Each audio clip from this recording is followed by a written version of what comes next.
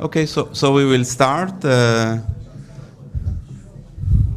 So the first speaker is Professor Grill, and I think the title, you can see it on the first transparency, and it will be about 45 minutes, and there will be question at the end.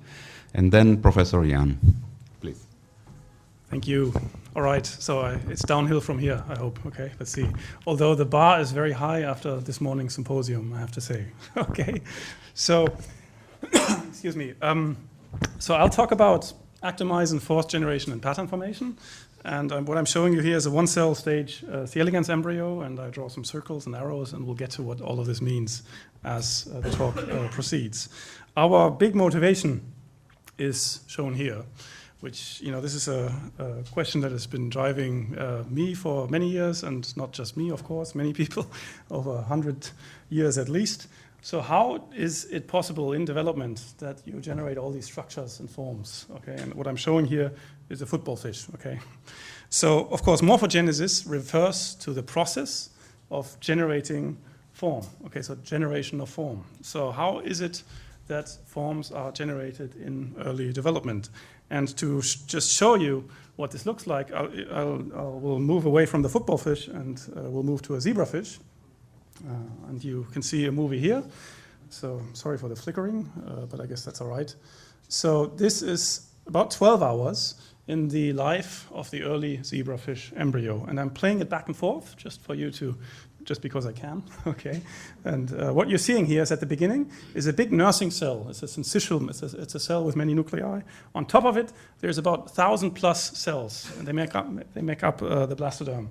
And these 1,000 plus cells, and this is what I want you to take from this movie, these 1,000 cells, they divide a couple of more times. Okay, so there's also cell division going on. But really what they're doing is they're reshaping, restructuring themselves to give the full-blown fish at the end. Okay, so you can see the head, the eye, the backbone, and so forth. Okay, so this is material that's reshaping itself to produce the fish. How does this work? Very straightforward question, very difficult answer. Okay, so let's go back. Of course, we're not the first people to think about this. And what I'm going to do now is I'm going to give you two quotes. Okay, and the first quote I think is reasonable to quote Darcy Thompson here, because he's been an inspiration. I don't know, for those of you that haven't read this book, there's a big and a thin version. Okay, the thin version suffices. Okay, this is really an inspiration to read. And in fact, in the first pages, of course, he talks in essence about shape and growth and form. I'm just going to read this quote. So it may be that all the laws of energy and all the properties of matter and all the chemistry of all the colloids are as powerless to explain the body as they are impotent to comprehend the soul. Okay. So I see Eris laughing. Okay. So that's a bit frustrating. Okay. But the next sentence is better. For my part, I think it's not so. Okay. Okay. So maybe there's some hope. So really. What's the problem here? And in fact, we've heard the problem. We've heard different facets of the same problem earlier this morning. This is really a problem of emergence. What is it that happens a few scales up? What are all these molecules doing together in order to shape, this growing organism? And I'm just going to draw a scale bar here. So we're moving, of course, from molecules and molecular scale activities to cells, to whole organisms, okay, and to some intermediate scale and to some larger scale. And of course, the real problem is to relate molecular scale types of activities to those that happen on scales and on times that are relevant for morphogenesis. That's the fundamental problem that we have, okay? And here's the second quote. We're not really good at this, okay? And I'm just going to give you one quote. This is from another book, which is also a pleasure to read. It's a bit more arrogant. So it's from Robert Laughlin.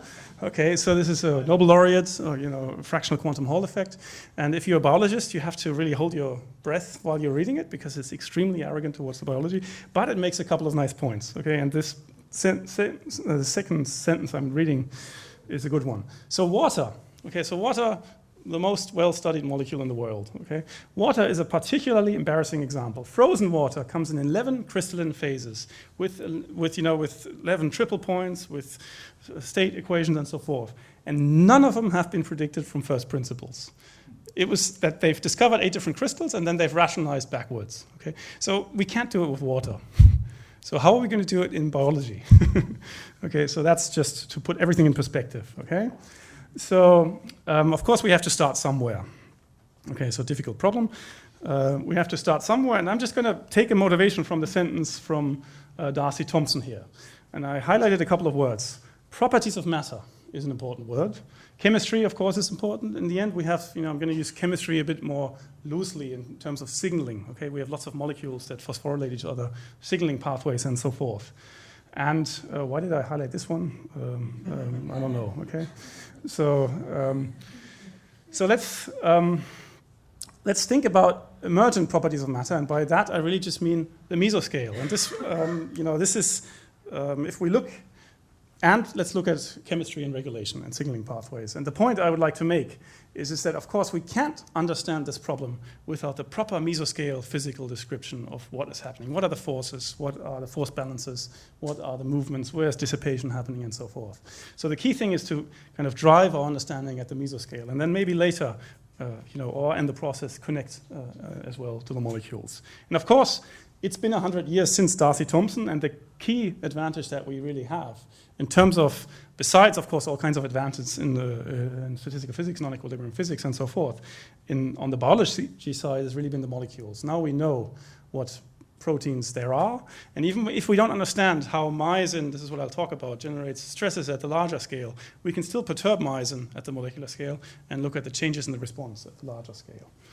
Okay, and this is in essence the type of process that we've been proceeding. So what is happening at this mesoscale that we need to define? So that's the first question that I'll try to address. And then secondly, I'll spend a couple of slides on probably the even more interesting aspect, which is how does regulation now interplay with the mechanics that the molecules are all generating at the larger scales. Okay, so let's move to the first question. And I'm just going to show you a key molecule, and I'm going to make a bold statement that also offends biologists, but I'm just going to say that myosin really is a molecule that's driving all of the morphogenesis that you're seeing here, okay? And that is broadly speaking true. If you look more closely, of course, not always. So myosin, it's a non-muscle myosin, so it's not the one in Arnold's arm here, but it's quite similar. And I'll also show you my favorite movie, okay, which is this one, which is an absolutely astonishing movie. This is from a paper a couple of years ago. This is a high-speed AFM image of myosin 5, I think it was, stepping along a single actin filament. So this is, you're seeing here, the molecular scale force generation that's kind of driving all the morphogenetic events. There's thousands, millions, billions of these myosin molecules in the fish, and this action, this energy consumption by ATP, giving rise to force generation and movement, drives the deformations that we're seeing. So it doesn't happen in the void. This happens in a particular structure that's known as the actomyosin cortical layer. This cortical layer separates the plasma membrane from the cytosol. It's about order 100, 200 nanometers thick. We don't even know how thick it is in our system. It looks a little bit like this, and it's a meshwork of course, filaments. Actin is a filamentous molecule, but then we've heard also in the morning, crosslinkers, various types of crosslinkers, regulatory proteins, and of course myosin, the force-generating entity, typically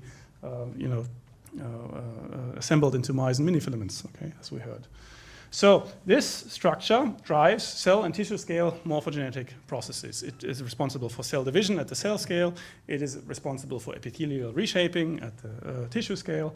And the way it does it, of course, is by force generation by myosin. And the question to ask here is, of course, now how do we have to think of this material? In terms, how does energy consumption in this layer give rise to deformation and restructuring? What are the stresses that are generated and so forth? And of course, the key, so before I give you the key activity that's essential here, maybe I should say that we are a biophysics lab, so we try to do try to combine theory and experiment. So the way to do this is, of course, to try to do simple experiments and combine it with simple theory approaches. And that's been our strategy for the years. So if you think about what happens at the molecular scale and you simplify the complexity a bit, there are two force generation processes that have been described. So first of all, of course, the myosin walks along actin filaments, consumes ATP in the process, generates a force, and makes a step. These forces, of course, come in pairs. So the same force that actin exerts on myosin, myosin exerts on actin. So from a physical point of view, we have to talk about a force dipole activity. So force dipoles are generated in this layer. But not only forces, we also know that actin is a helical molecule. So, and the steps of actin along the filament might not necessarily match up with the pitch of the helix. So that means that there might be rotations that arise in the process. And this has been seen in vitro assays. You put myosins on the glass, and then you have a crowd surfing experiment, and the filaments, they rotate, indeed. So from a physical point of view, there's a torque generated in the process. And again, the torque comes in a pair, the same torque that actin exerts on myosin, myosin exerts on actin. So the physical activity is that of a torque dipole. So these two we have. We'll focus on the first one. Okay, and this, of course, broadly speaking, endows the cell cortex with the ability to contract. Okay, so this gives rise, these molecular scale forces in this material with many filaments really give rise to a contractile force. This makes the material active. And a piece of cortex would like to spontaneously contract. Again, as we heard this morning from Joel. Okay. So what does this do? What is this contractile force? These active stresses is the language that we use. What do they do for development? And what we study is a nematode worm. Okay, and this is Caenorhabditis elegans. This is a worm. It's about 0.5 millimeter long. It's about as big as the what's it called again? The water bear that we heard this morning. In fact, this organism also has triolose. It can survive for months in the dry. It can live in outer space. In fact, it was the only organism that survived the last space shuttle crash. Okay, so they didn't even mind a space shuttle crashing in the atmosphere. Okay, the only problem is that water bears eat C. elegans. Okay, so I guess water bears win. Okay, so okay, there you go.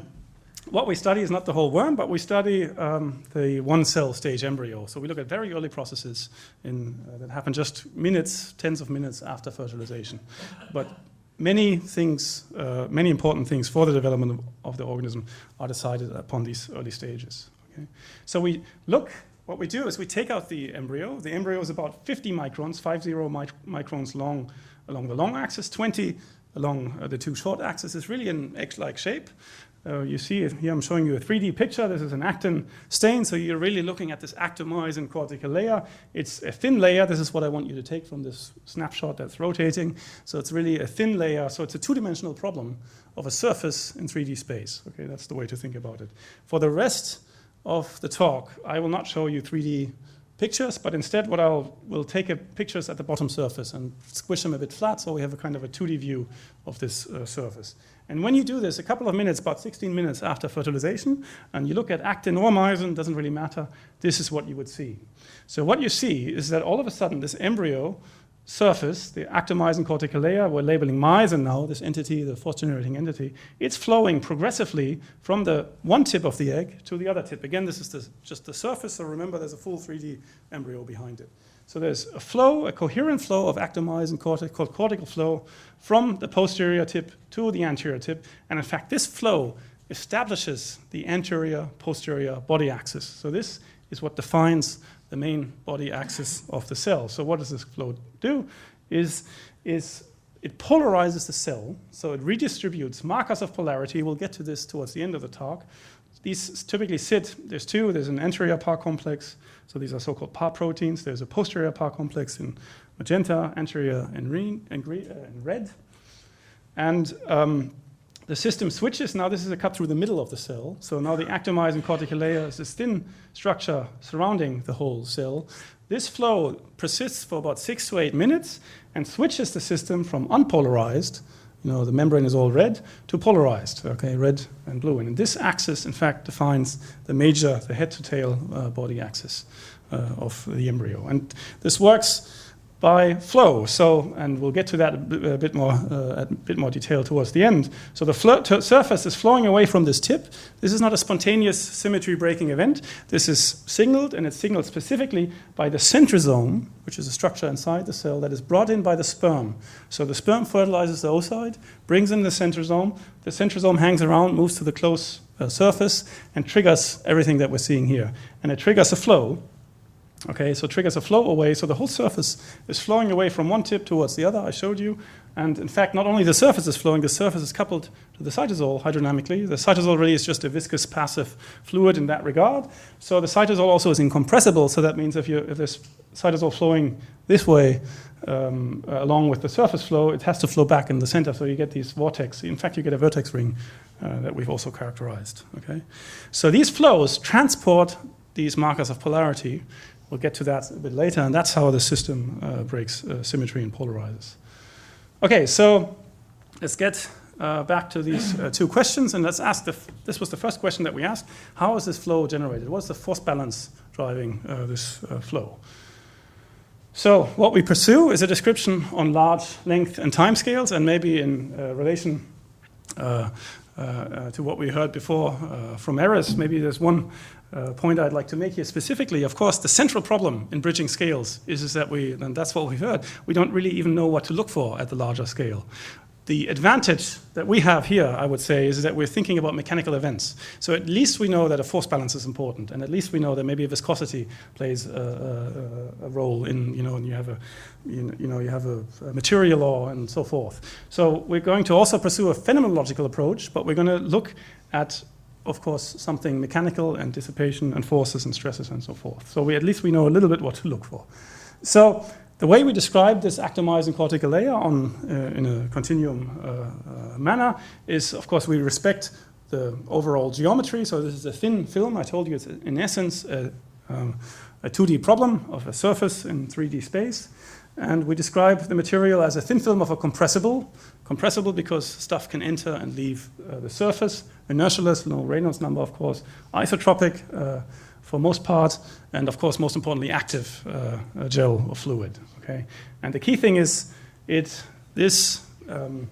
first of all, ATP consumption by mostly non-muscle myosin 2 gives rise to molecular scale force generation, which kind of turn to stresses at the larger scale. So these are active stresses, so the surface can just, by the virtue of it having this active entity, spontaneously drive rearrangements and flow.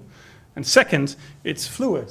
Okay, and of course it's a network, so we've heard all about it in the morning. So on fluidity, it's of course a question of time scale. So what we're going to do is we're going to look at time scales that are greater than the typical turnover time, which in this system, it's embryonic, it's very quick. Nothing stays in the cortex for longer than 30 seconds. So everything we've looked at is replaced.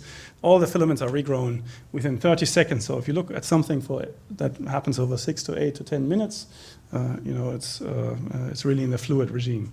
And of course, I don't have to tell you, but I still like to give this example. The cortex is much like skin. Okay, so it surrounds a volume. It is an active system. It has a stationary state. It doesn't have an equilibrium state. It's characterized by fluxes, by regrowth from the inside to the outside. It contracts so that it stays on your body. Okay, and it's fluid. Okay, it's elastic if I pull for a second and let go, but if I pull for 4 weeks, it's not going to snap back, okay? And that's, of course, because that's the regrowth time of skin, okay? And that regrowth time, in fact, that changes with age, okay? That's the key problem, okay? Okay? So the force balance in this layer, this is the way that we describe it. So we think about active stresses in 3D. We integrate stresses over this thin dimension, so we get something that is of unit force per length, and this is a tension. So for these two-dimensional problems, we really talk about an active tension. We call it C because in the literature, typically it's also referred to as contractility. Okay. So now, the way that the material flows is if there's a bit more myosin here, there's a higher active tension in this region, and that, of course, creates an imbalance that will generate a flow of the neighboring cortex towards this region. This is a compressible 2D layer, so you can have divergences in the flow field. But of course, these deformations are resisted by a viscosity, an effective viscosity on longer times. And we have fluid flow with velocity v, and we have a friction with the substrate, which is in essence the cellular cytosol. So this is the most simple way to think, I would claim, about movements in this thin layer. So this is really, you could also call it a 1D Stokes equation with a negative pressure that comes from activity and with a friction coefficient. And flows with velocity v are generated by gradients in active tension that give rise to these flows against viscous dissipation and frictional losses, in essence. Okay? So the key activity that drives deformations in this layer is the isotropic contraction of a particular surface element. And now if you make half of this surface contract more than the rest, and you are on the viscous regime, and you keep up this half contracting more than the rest, you can drive a coherent flow from the less contracting side to the high contracting side. And that's as simple as it is. And this can quantitatively describe the flow fields that we measure in C. elegans. So we can measure, for example, the Meissen distribution. So there's more Meissen is here inverted stain. So black, we just take a one-time snapshot. Remember Stokes equation, there's no time. Okay, so we take a one-time snapshot. There's much Meissen over here, then there's at a certain time, there's a particular gradient in Meissen. This drives the flow, and in fact drives flow across almost the entire length of the embryo. And that's because there's a length in the problem, the ratio of viscosity to friction as a unit square length. So the square root of this, we call this a hydrodynamic length. And by fitting theory to experiment, we can in fact, by different means, we can extract this material parameter, this hydrodynamic length. Okay, so it works for C. elegans. It also works on larger scales. I showed you the growing zebrafish at the beginning. We've collaborated with a group in Vienna, Carl Philipp Heisenberg's group. Sorry for the flickering, but I think you can. You can see the important things. What we've looked at is what's called gastrulation. It's these cells that were at the top spreading over the yolk cell. And the textbook view was this was driven by circular constriction in this actomyosin ring. And what we showed, in fact, that's not the end of the story. There's a flow into the ring. Okay, and we can take the same, even though now we are kind of on a tissue scale, we can, force balance is force balance, so we can take the same, 1D force balance, now map it onto the surface of a sphere, and choose appropriate boundary conditions and so forth. Perform laser ablation experiments. This also we do all the time. So you can measure stresses by cutting with a laser and looking how the system opens up and regrows. And with this we were able to show that it's in fact the flow that's pulling the ring downward, not the circumferential contraction. Okay. So isotropic active tension is what drives these types of rearrangements. We also know that the cortex can align. It can form bundles of filaments. So this is a second type of activity, because this anisotropic cortex would then give rise to anisotropic active stresses with preferential contractions along the direction of alignment. And maybe just to give you one slide, we've been wondering how this works. How does the cortex move from isotropic to anisotropic? And we've there's an old idea that goes back to Dennis Bray and John White many years ago, and there's a theory paper from Guillaume Salbreux and Jean-François Joigny, and they've all highlighted that maybe divergences in the flow field, shear stresses in these flows, could give rise to alignment of the filaments, and if the filaments are then aligned and they contract anisotropically, that this could give rise to things like cell division, anisotropic stresses in the cytokinetic ring in cell division. And just to flash one slide, a current work where we are looking at the state of alignment. We label now actin with a new probe that we've designed, a variant of LiveAct. We can see all the little filaments, and we can treat this as a thin film pneumatic fluid and look at how shear flows realign filaments, and maybe I'll leave it at that. Okay, so the actomyosin cortex can contract isotropically and it can contract anisotropically, but in the process of doing all of these experiments, we noticed something interesting, and I'll get to this. So the question really is, are there additional active matter mesoscale properties that are relevant?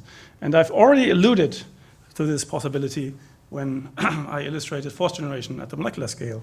So these are helical molecules, and there are chiral types of interactions. So so what I'll tell you is that this actomyosin cortical layer can also, at the larger scale, generate torques, and these torques can drive morphogenetic chiral rearrangements, and this is in fact important for the nematode. So these are the people that are involved, and this is Sundar. I've already mentioned him before, the student. Okay, so And this was all started, in essence, by a reviewer's comment, okay, when we submitted our first paper. I wrote down the 1D force balance that drives flow, and then we showed these 2D images. And then the reviewer asked us, well, why don't you do a 2D description of what you're seeing here? And then we couldn't, and we couldn't for a very good reason. We still got the paper published, so good. But we spent, I would say, at least 4 years answering that reviewer's comment, and I never know who it was, okay? And here's the reason why. I'm showing one example where it's a little bit more better visible. There's a Y component to the flow field, okay? And it tends to point down over here, and there's in fact an upward component. You can hardly see it on the other side.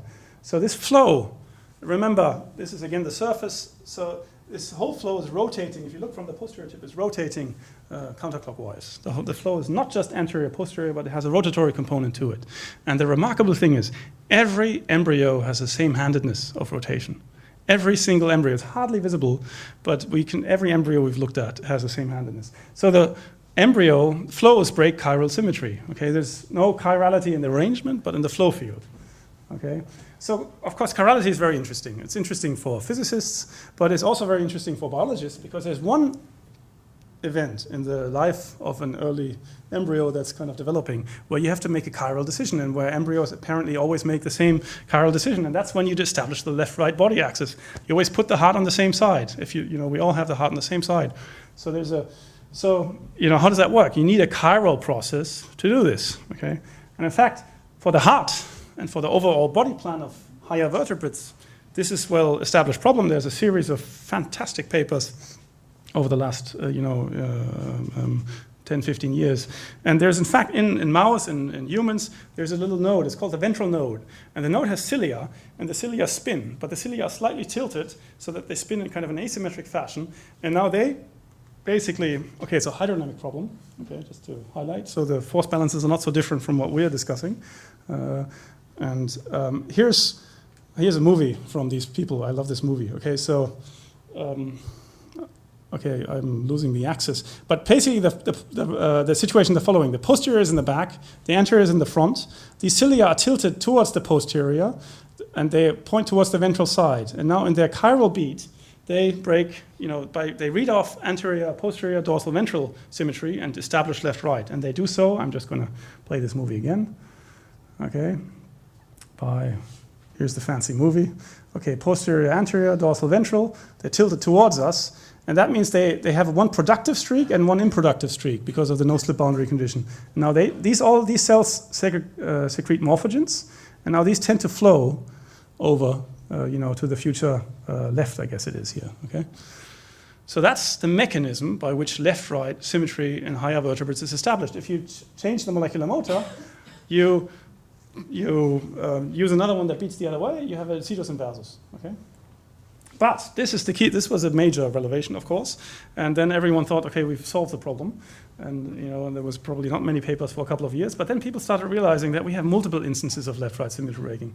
If you flip this, if you have a cetus inversus, if you're a human that has the heart on the incorrect side, that's not a medical condition. You can grow to be 90 years old. The problem arises when your overall body plan and the chirality of the internal organs are not matched. Okay? So it turns out that all the internal organs, there's multiple instances of left-right symmetry breaking. The gut winds up in a chiral fashion in the body cavity, and this is all work from the past, more recent times. So people have, for example, proclaimed. This is the Matsuno lab in Japan. They've put forward that this kind of process of gut winding they've introduced a kind of what they call a planar cell chirality pathway. Okay, so there's chiral planar cell polarity, if you want to call it. Okay, the xenopus egg rotates when it undergoes its first division. So there's a strong link in both of these cases to the actomyosin cortical layer. These people can switch a myosin, and then the gut winds the other way. Okay, similarly in the fly and similarly in Xenopus.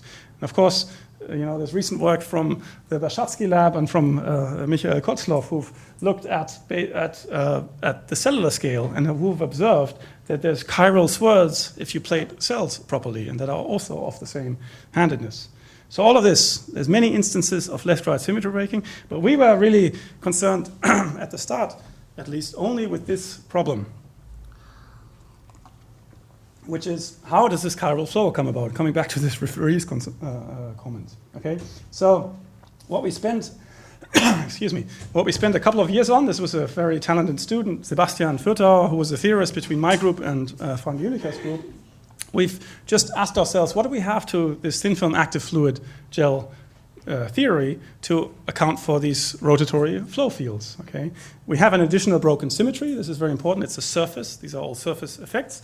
The actin filaments tend to grow towards the cytosol, and then we don't have a molecular mechanism. It's a phenomenological description, but it's not so far-fetched to assume that if these filaments all grow inside, and these myosin filaments, they don't hit the pitch of all the actin helices, that this is going to start winding around itself. And that's maybe the most simplistic view, but the most simplistic view is wrong. And we also know from from other work that probably is formants and processes that are more prevalent in driving the molecular mechanism of chiral symmetry breaking. Okay, so nonetheless, we just pursue the phenomenological description, and here's a 2D kind of force and torque balance equation that describes flows in 2 dimensions of this thin surface. We assume everything comes from myosin, so there's isotropic stress generation, and here's an anisotropic stress. This is a totally antisymmetric tensor, and there's a coefficient C, which basically tells us it's a ratio of active tension to active torque density, tells us what fraction of ATP consumption by myosin goes into contraction versus torque generation. And the large-scale activity really is this. A piece of cortex that is isolated would like to do 2 things. It would like to mainly contract, but then also slightly rotate. And of course, the direction of rotation is set by the chirality of the interactions, but it's always the same direction. Okay, with this activity, we can completely account for the flow fields in both directions. Okay, we have essentially one fit parameter that is this non-dimensional coefficient C. Call it chirality index. It's 0.65. Okay, whatever that means. But we can well connect the myosin distributions with the flow fields in both directions. Okay, so the conclusion, this is the statement I'd make at this point, is that this is all consistent with the cortex generating torques of a defined handedness. This can account for the 2D flow fields. That, of course, makes the physicists happy, but we also have to test whether, with experimental techniques, whether this really makes sense. And the first question that we asked is myosin really responsible driving this? Okay, so we take away myosin, we stop the flows, we know this. And we don't take away myosin directly because it also has a structural role, as we heard earlier in the morning. What we do is we inactivate and activate it more or less by playing with the regulatory kinase, myosin light chain kinase. Okay, so we remove myosin light chain kinase. We do this by RNAi. And then we look at tension versus torque generation. Okay? And I'm going to spend 1 minute on RNAi. So C. elegans, I'm sure you're all aware. RNAi is a very powerful technique. RNAi was discovered in C. elegans. What we do is we introduce double-stranded RNA to the gene of interest, in this case myosin light chain kinase. The system shuts down translation of this gene within an hour or 2. And then the remaining protein is present in the gonad that makes the oocytes. Okay, so there's a certain concentration of this protein still present. And every 20 minutes, the embryo pinches off another oocyte as it's making embryo after embryo. So that means that the concentration of this protein that you're no longer producing goes down over time. And the typical experiment would be to wait 40 hours, whatever, and then nothing is left. Okay, with the actomyosin cortex, we have the problem that when nothing is left, there's no embryo. Okay, so we have to go somewhere in between. Okay, and that's what we do. We go to an intermediate level. We go maybe to 11 hours. And then this is what we see. This is the wild type movie with the slight chiral component. You can hardly see unless you track it, like I told you. And this is the myosin light chain, 11 hours of RNAi. And for the untrained eye, it's all the same. If we track the chiral component of the flow field, this is the wild type chiral component. This is the myosin light chain kinase component. It's reduced. So that's a check. Okay, so myosin, we play with myosin activity. We play with actomyosin torque generation. Okay, so myosin activity is required for generating active torques. So now we made another, we thought about this a bit more. If myosin generates both tension and torque, a straightforward hypothesis is that if you reduce myosin activity, you should be reducing tension and torque in a proportional manner. Okay, so this I asked Sundar, and this sounded like a very simple question, but it took him at least 3 months to answer this question. Because, as we quickly saw, it's not true. We can just look at velocity ratios, or we can go via a theory to extract this chirality index. We see that the chirality index is significantly changed. Okay, I'm not giving you significance intervals here, but indeed this is a twofold difference. Okay, so reducing myosin light chain kinase seems to affect torque more than tension. Okay, so that was a bit worrisome, but we thought about it some more. Okay, because of course, we are going 11 hours. Okay, so now I'm going to, myosin also has a structural role. At 11 hours, there's visibly less myosin in the cortical layer. So we thought about this, and I'm just telling you this because I think from a physicist, this is a kind of a straightforward experiment, and there are systems where we can do this. What we should do now is we should do a linear response experiment. We should tune myosin activity away from the wild type in the mildest level to see whether this affects tension and torque in a proportional manner. Okay, and this is what we did, and this is why it took 3 months. Okay, so we call this weak perturbation RNAi, and I'm just going to draw the analogy to how you calculate a derivative. So if the chirality index depends on the concentration of myosin light chain kinase, we're going to do a small perturbation, okay, and then we can separate, okay, and then we have the definition of a derivative, so a linear response, okay. So, and that's what we do. I'm going to show you a quantification now without going via theory. We can just look at velocity ratios. We define a chiral velocity, which is the difference of the y component of the velocity fields in anterior and posterior. This quantity is 0 when the whole thing rotates, and is non-zero if there's counter-rotation with appropriate sign, okay. So this quantity we get from every frame in an embryo, and then we can record many embryos. So we have incredible statistics here. And you see in gray the wild type, and in orange the corresponding 4 hours, 6 hours, 8 hours, 11 hours of RNAi. And you can see how the centroid shifts off, hardly visible, a bit longer, as we go to higher and higher dose. We can measure this very accurately. And then this is what we see. We see that both the chiral component of velocity and the on-axis component, which we measure independently, they decrease almost linearly, funnily enough, in this arbitrary chosen times. But you see that initially it seems to be proportional, but later it's absolutely disproportional. Okay? So the linear response, I would say, is that it's changing both tension and torque in a proportional manner, like we would have expected. Okay? So the boss was happy. Okay? It took 3 months. Okay, but I think it just shows you that we can do these types of experiments now. It's possible to do a linear response. And more interestingly, we started looking at other components of the pathway that are higher up. So we looked at a key regulator of the actomyosin cortical layer, which is Rho. Okay, Rho shuffles between active and inactive, Rho GTP, and this controls both myosin as well as via formin actin polymerization. And when we looked at this gene, so we played with the gap and the GIF that changed the state of activity of the Rho. When we play it with this gene, and when we do the kind of linear response, the weak perturbation RNAi experiment, this is what we see. So we see that these playing with Rho, sorry for the flickering movie. What I want you to see is that this embryo is rotating like crazy. Okay, so that's a real problem. Okay? And it also made the subject so much more interesting, because until now this was really a kind of an endeavor for a physicist. But now all of a sudden we play with gene activities and we see that there's excessive torque generation. Okay? So there's increased chiral flow, there's increased active torques, and when we do the corresponding weak perturbation experiment, which I'm not showing you, we can see that only the torque but not the tension appears to be affected. Okay? And that is, okay, and this is also consistent with other work, probably because formin has a special role. Okay? So a mild change in Rho signaling modulates active torques, but it appears to have almost no impact on active tension. Okay? So this is also a great tool now for us, because now with this mild Rho RNAi experiment, we can specifically modulate torque generation. And this is what we do when we look at the functional roles of this. So I told you, so now we go to development. Until everything that I've told you, we are just looking at a mild rotatory phenotype at the one-cell embryo, that you're not doing anything besides establishing the axis of polarity. The physicists might be interested in this, but does this have any other importance? And of course, we worked on this for precisely the fact that we now have an activity that is chiral, okay, and that might play a role in left-right symmetry breaking. That was the hypothesis, and the reason that we hypothesized is the following. So I'm going to go through the stages of development. So this is the one-cell stage called P0. It polarizes, defines the anterior-posterior axis, and then divides asymmetrically into two cells. These two cells divide again, and this breaks dorsal-ventral, sets up dorsal-ventral axis, breaks the second symmetry. Now you have a plane.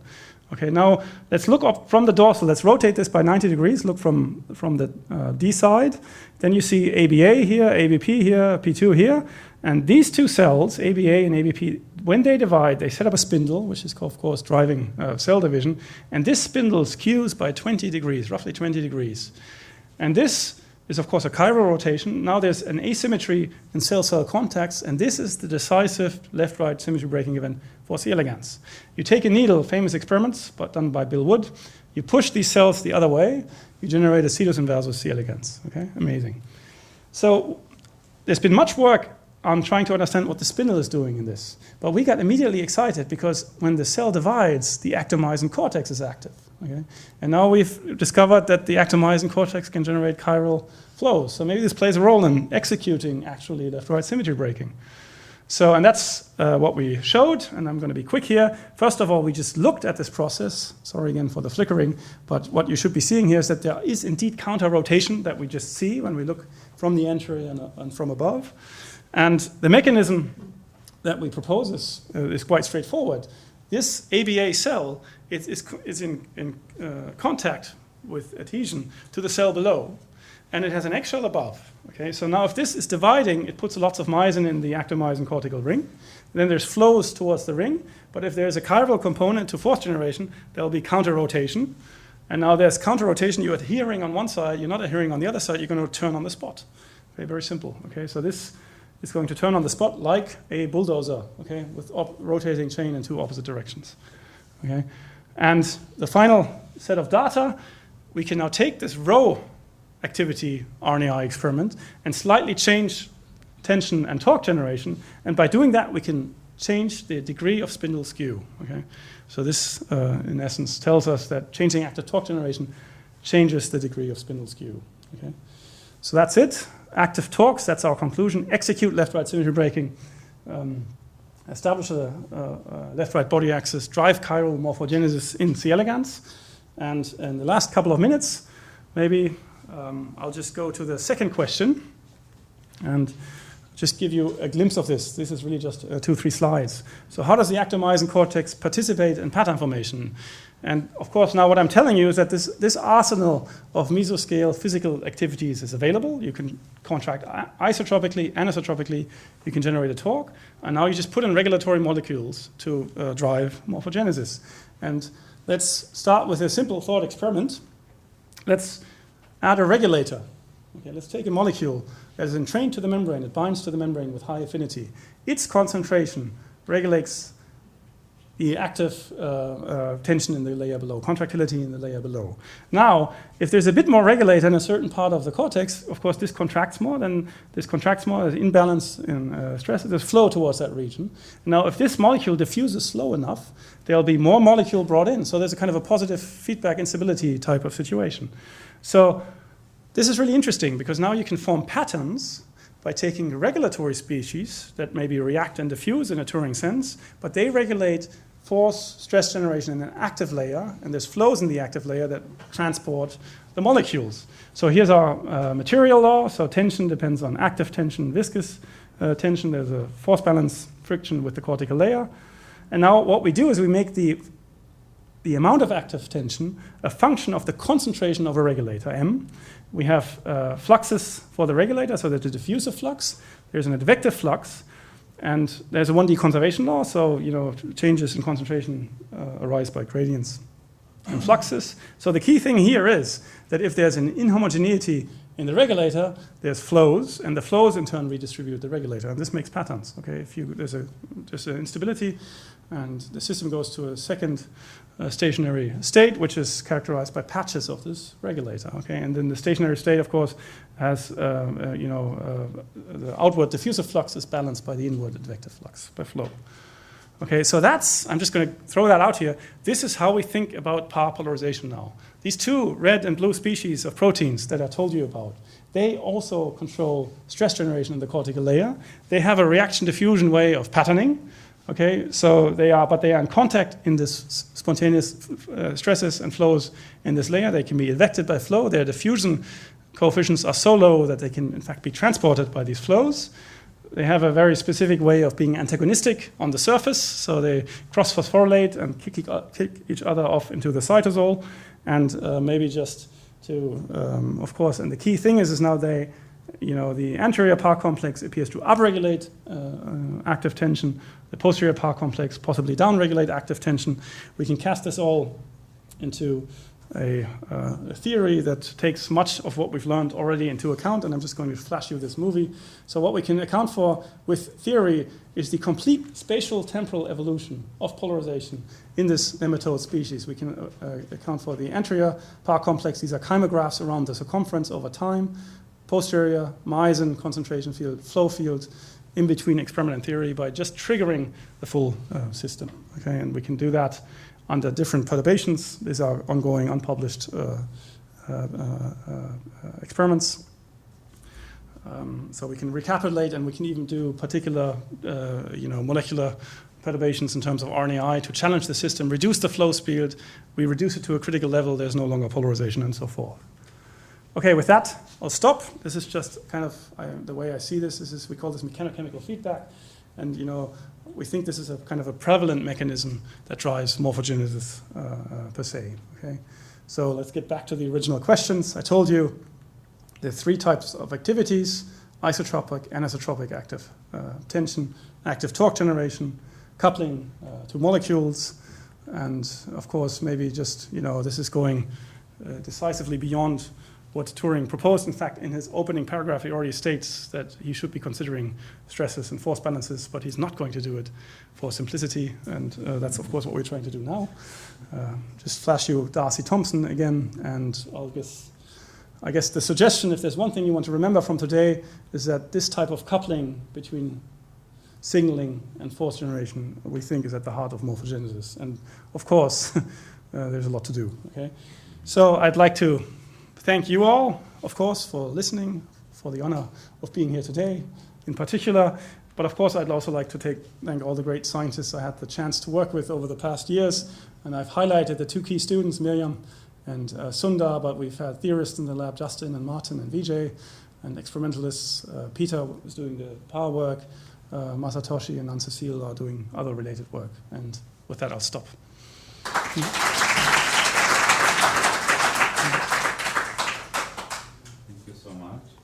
Fascinating lecture. Are there any questions? Yeah, Stephan, a question to the flow within the cell of cortex. So you mentioned that the cytosol flow has a back flow. Yes. What about cortex flow? Because cortex is stuck to the membrane, which has a constant area. Yes. What happens on the pole? Yes. Maybe this is the reason for rotation. Okay, so this is an interesting question. First of all, we have turnover. So we have, of course, a conservation of mass in 3D, but stuff can enter and leave the layer. So we just clearly measure divergences in the surface flow field. So we're not subject to an incompressibility constraint. Okay, so that's the simple answer. Okay, but of course, this might, give rise to issues. Yeah. So I guess what you're asking, is it really active torque generation, or is there kind of a passive way of, but, and of course we tested all this, and I don't have the slides here to show you, but, from the way that myosin is distributed and from where the flows are rising, we know with certainty that it's actually, active torque generation. Now it's a phenomenological theory. We can put in all types of couplings. We've put in the simplest one, that is an active one, and this one can account for the flow fields. Okay. Benjamin. So in the original work of Bill Wood on the left-right symmetry, Yes. he also found that the low temperature can switch to the left-right. Yeah. Have you tried to reproduce that and see what happens to it? So we've done a couple of things. So we have never been able to switch the direction. Okay, this is a bit of a disappointing thing. We've tried the temperature experiments, and we have issues with the temperature stages. Okay, so it might be an experimental problem. But I think now that you're reminding me, we need to go back to this. We've been more looking at there's myosin mutants from Drosophila that reverse left-right symmetry breaking handedness. So we're working on putting these in, okay, and to see whether this can change the handedness. Okay. The question? A more general question. We started with the introduction to how pattern forms in nature. Yes. Then you concentrate on a given organism and a given. Yes. Yeah. Except for saying that forces and torques are playing some role. I mean, what can we learn about the general area of morphogenesis? So exactly. So now we've chosen a simple biological problem that is accessible with a very simple geometry. Okay, and this is where we've made progress. And now, of course, the path for the future is to take these types of activities and put them in the right geometries, and couple to the volume and appropriately. And we are doing experiments in zebrafish as well. I told you about the Actomyosin cortical ring that drives epipely. But the task is, of course, a whole level more complex, because in the end we have tissues, we have actomyosin cortical layers in tissues that contract. They have cellular identities, and we're doing different experiments. We're working with Stephan, who's a person who works in left-right symmetry breaking in Drosophila, to try to take these types of approaches to the systems that undergo left-right symmetry breaking in other ways, to see whether this torque generation, in fact, is what's responsible in these systems as well. Okay, but it's work in progress, exactly. So I think the key thing is, we make it simple. Okay, we try to make it as simple as we can, but of course, then we end up with the problem that we can only explain the simple problem. Okay, but now we have to go back. Okay, that's.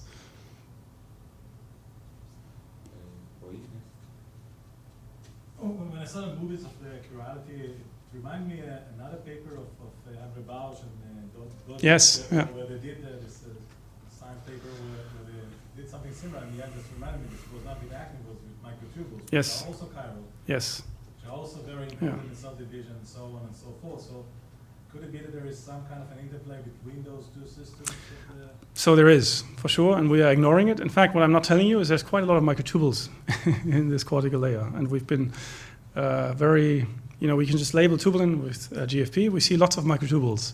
We cannot remove them because they seem to be very resistant to drugs and also to RNAi. So it could be that the microtubules play a role here, but from other types of experiments and also talking to Stephan Noselli, it's not always that there are microtubules in the cortical layer. So I'm not, we don't know, but my speculation, if I'm supposed to make a speculation, is that the microtubules might play a role, but probably not a key role for left-right symmetry breaking, also from the molecules that we perturb. Okay. But when you talk about cell division, yes. And when you talk about okay. So that's a little bit more delicate, because there you have a lot of microtubules that are involved in this. And exactly. So they play a key role. Here, there's no microtubules in essence, except for this little tip at the posterior side that triggers everything. But of course, the flows. In fact, we've looked quite extensively into cell division 10 minutes after what I'm showing you. We know that the flow fields and the alignment is all consistent with, and the forces.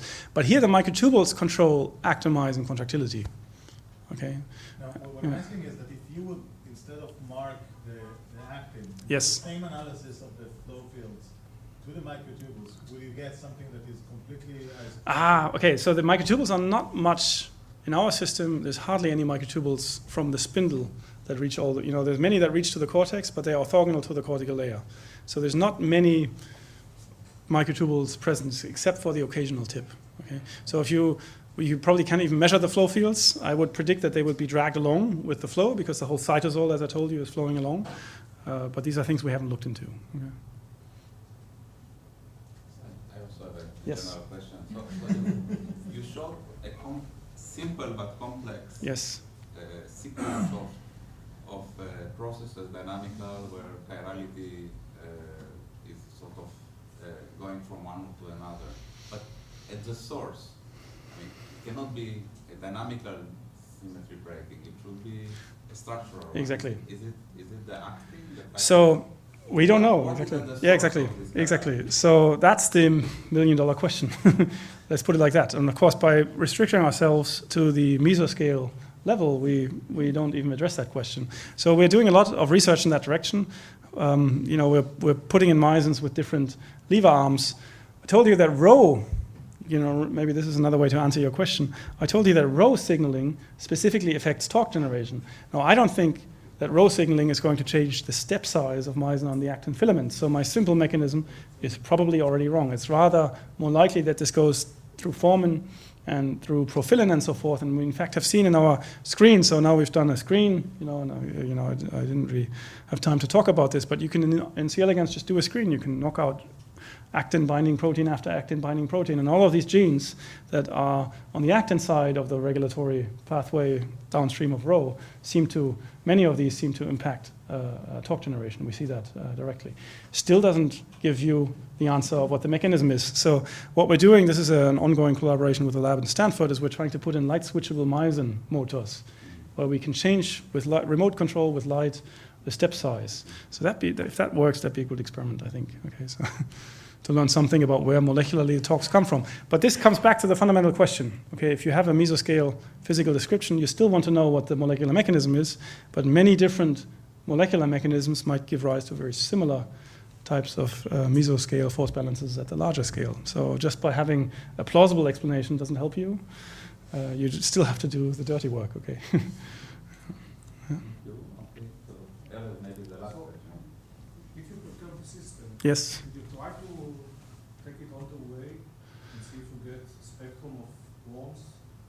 Does it affect development? Okay.